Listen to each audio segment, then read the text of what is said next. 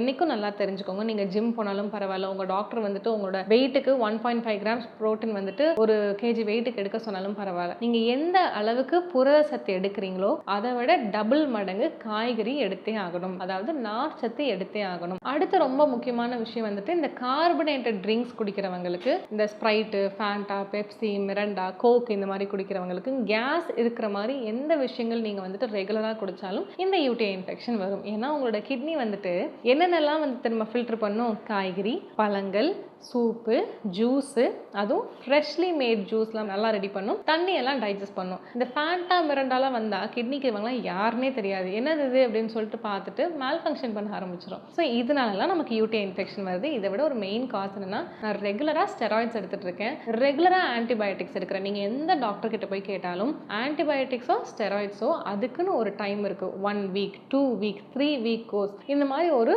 Time duration இருக்குது. இவ்வளோ தான் எடுக்கணும். நம்ம என்ன பண்ணுறோம், ஒரு டைம் இதை எடுத்து நல்லா ரெடி ஆயிடுச்சு அப்படின்னா 2 வருஷம் பழைய பிரிஸ்கிரிப்ஷன் எடுத்துகிட்டு போயிட்டு நேராக ஃபார்மசிஸ்ட் கிட்ட கொடுத்தா அவங்களும் கொடுத்துட்றாங்க. ஸோ இந்த மாதிரி டாக்டர் ப்ரிஸ்கிரைப் பண்ணாத மெடிசன்ஸ் நீங்கள் ரெகுலராக எடுக்கும்போதும் யூடிஐ இன்ஃபெக்ஷன்ஸ் வரும். இதுக்கு நம்மளாம் ஒரு ட்ரீட்மெண்ட் பண்ணிட்டு இருப்போம். அதில் கரெக்டான ட்ரீட்மெண்ட் எது, தப்பான ட்ரீட்மெண்ட் எதுன்னு பார்ப்போமா? கொதிக்க கொதிக்க தண்ணி எடுத்து உங்களோட யூரின் போகிற இடத்துல ஃபுல்லாக கழுவுனா அப்படின்னு நிம்மதியாக இருக்குது அப்படின்னு சொல்லுவீங்க. அது ரொம்ப ரொம்ப ரொம்ப ராங் விஷயம். நம்ம உடம்புல ரொம்ப சென்சிட்டிவான பார்ட் வந்துட்டு நம்மளோட வெஜைனாவும் யுரேத்ராவும், நமக்கு யூரின் போகிற வழியும். அங்கே அப்படியே கொதிக்கிற தண்ணிலாம் ஊற்றவே கூடாது. ரெண்டாவது ராங்கான ஒரு விஷயம் வந்துட்டு டெய்லி ஒரு க்ரீம் போடுவேன், அந்த க்ரீம் போட்டால் எனக்கு நல்லா இருக்கும் அப்படின்னு சொல்கிறவங்க. Regular chemical application is also not advice. உங்கள் டாக்டரே ஒரு க்ரீம் கொடுத்தாலும் எப்போ உங்களுக்கு அது வருதோ அப்போ மட்டும் அதை போடுங்க.